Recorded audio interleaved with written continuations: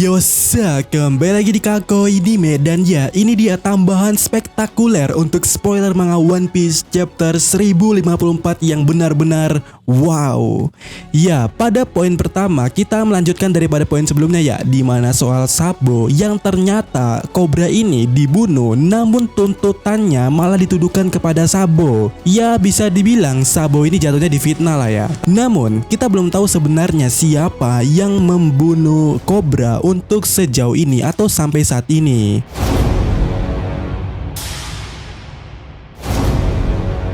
Namun yang jadi menariknya di poin berikutnya kita melihat ternyata Monkey D. Dragon telah melakukan pergerakan yang cukup gila juga, dimana pimpinan pasukan revolusioner itu ya telah berada di suatu pulau tertentu yang tidak diketahui, namun dia bersama dengan full seluruh armadanya. Ya, sepertinya Dragon ini benar-benar ke-trigger dengan dengan kabar Sabo dan sepertinya ingin melancarkan suatu pergerakan yang sangat mematikan. Namun untuk saat ini belum ada info lebih detail untuk itu.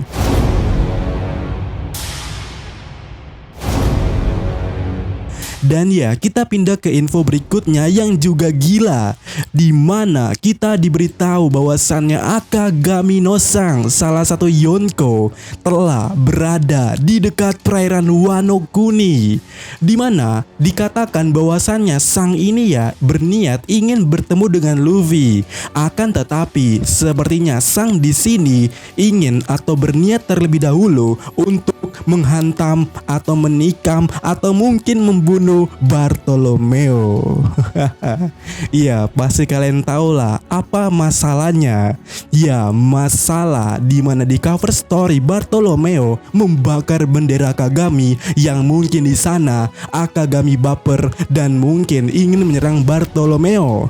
Namun di sisi lainnya ini menarik, berarti apakah Bartolomeo lokasinya juga tengah berada di sekitar Wano dan apakah para armada Luffy juga ada di sana juga? Ya, mari kita nantikan. Dan masih berada di poinnya Akagami, di mana di sini ya Sang mengatakan sesuatu hal yang mengejutkan, di mana dia mengatakan bahwasannya ini adalah waktu atau saat yang tepat untuk mendapatkan atau mengejar One Piece. Wah, Akagami no Sang benar-benar berniat untuk mendapatkan One Piece pula. Dan dia mengatakan kalau ini adalah waktu yang tepat, berarti ini sesuatu hal yang sangat menarik.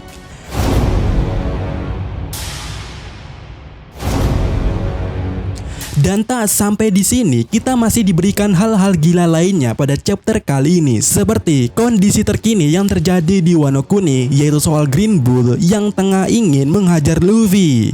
Nah, diketahui bahwasannya orang atau karakter yang meladeni Ryukyu atau Aramaki ini adalah sosok Yamato. Ya, terlihat Yamato di sini sepertinya tengah berhadapan dengan Aramaki. Dan pada pertarungan di antara keduanya, kita melihat bahwasannya Yamato sepertinya berhasil memberikan hit atau serangan kepada Aramaki di bagian kepalanya. Namun, sepertinya pertarungan Aramaki dan juga Yamato terpaksa berhenti karena tiba-tiba Momonosuke datang dan coba memberhentikan Yamato untuk bertengkar dengan Aramaki.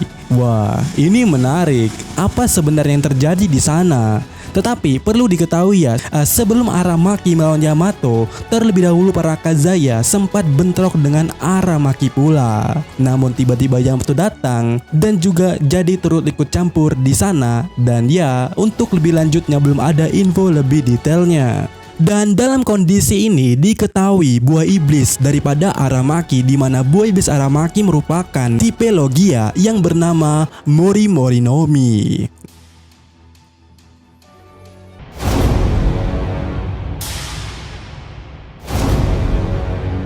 Sementara itu, kita kembali bicara soal Sabo, di mana Sabo dan pasukan revolusi lainnya berhasil menyelamatkan Kuma ternyata.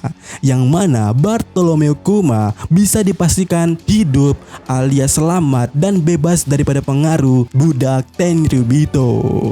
Dan daripada aksi yang dilakukan oleh Sabo itu ya, Sabo mendapatkan julukan Emperor of the Flame atau bisa dikatakan Entei atau Kaisar api.